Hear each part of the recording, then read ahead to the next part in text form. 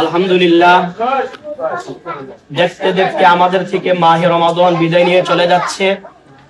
এটি আমাদের জন্য অত্যন্ত একটি বেদনাদায়ক বিষয় এবং সাথে সাথে আনন্দেরও বিষয়।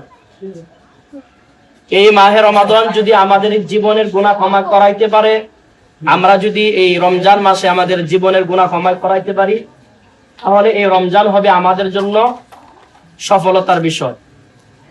আর যদি এই রমজান মাস আসলো আর গেল, আর আমার জীবনের গুনাহ যদি ক্ষমা করাইতে না পারি, তাহলে এই রমাদান আসবে আর যাবে, কিন্তু আমার জীবনের যদি কোনো পরিবর্তন না হয়, এটা হবে আমাদের জন্য ব্যর্থতা। এই জন্য আজকে 28 রোজা চলতেছে, হয়তো আগামীকাল শেষ রোজা হয়ে যেতে পারে। এখনই আমাদের জন্য অত্যন্ত একটি দুঃখের বিষয় যে কবরবাসী যারা রয়েছে তারা কিন্তু হা হুতাশ করতেছে। আমরা হয়তো 2 দিন পরে আনন্দ করব, ঈদ করব, কিন্তু কবরবাসীদের কিন্তু ঈদের আনন্দ নাই। এই জন্য আমাদের বাবা মা, আত্মীয় স্বজন যাদের দুনিয়া ছেড়ে অন্ধকার কবরে চলে গিয়েছে, তাদের জন্য এই রমজান মাসে বেশি বেশি দান সদকা করা, ইস্তিগফার পাঠ করা, আল্লাহ পাক যেন তাদের সকলকে ক্ষমা করে জান্নাতের মেহমান বানিয়ে নেন, বলেন আমিন। এবং সাথে সাথে বেশি বেশি এই দোয়া করা, আগামী রমজান মাস পর্যন্ত যেন আল্লাহ পাক সকলের হায়াত দান করেন, বলেন আমিন। আল্লাহ পাক রব্বুল আলামিন এই মাহে রমাদানের উসিলায় আমাদের জীবনের সমস্ত গুনাহ ক্ষমা করে আমাদের সকলকে যেন জান্নাতের লিস্টে নামটা উঠিয়ে নেন, বলেন আমিন। সকলে দুরূদ শরীফ পড়েন।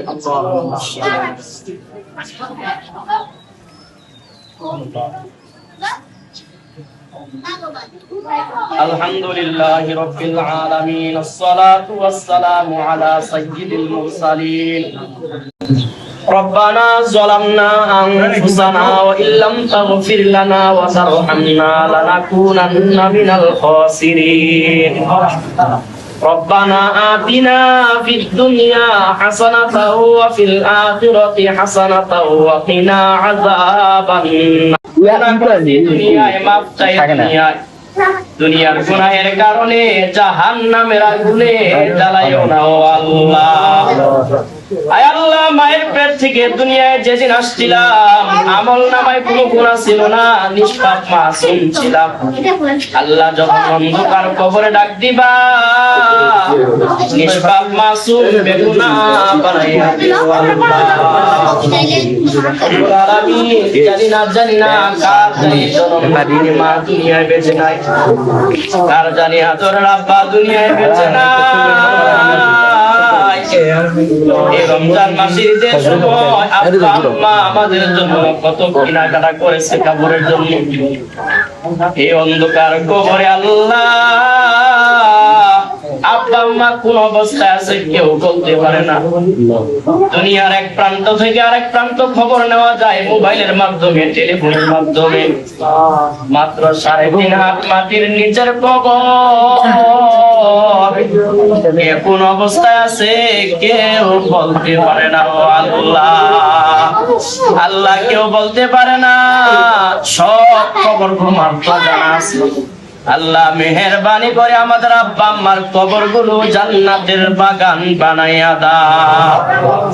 আল্লাহ দাদা দাদি, নানা নানি, আত্মীয় স্বজন, পাড়া প্রতিবেশী, বন্ধু বান্ধব যারা অন্ধকার কবরে চলে গেছে, সকলের কবরের আযাব মাফ করে দাও, কবরগুলো জান্নাতের বাগান বানাইয়া দাও গো আল্লাহ। আয় রব্বুল আলামিন, আয় আল্লাহ, আমাদের ঈদের জামা কাপড় কিনা কাটার জন্য আমাদের যেই সমস্ত ভাইরা যুগের পর যুগ দেশের মধ্যে পড়ে আছে, কষ্ট করতেছে, আল্লাহ পরিবারের মুখে হাসি ফুটাইবার জন্য নিজের আনন্দ সবকিছু বিসর্জন দিয়ে বছরের পর বছর বিদেশে পড়ে আছে, আল্লাহ ওই সমস্ত প্রবাসী ভাইদেরকে আল্লাহ তুমি মাফ করে দাও। আল্লাহ সকল প্রবাসী ভাইদেরকে আল্লাহ তুমি সুখময় জিন্দেগি নসিব করে দাও। আল্লাহ সকল প্রবাসী ভাইদেরকে আল্লাহ তুমি সুস্থতার হায়াত নসিব করে দাও। কঠিন কঠিন রোগ বিমার, আপদ বিপদ, বালা মুসিবত, অ্যাক্সিডেন্ট থেকে আল্লাহ তুমি হেফাজত করে নাও। রব্বুল আলামিন আল্লাহ,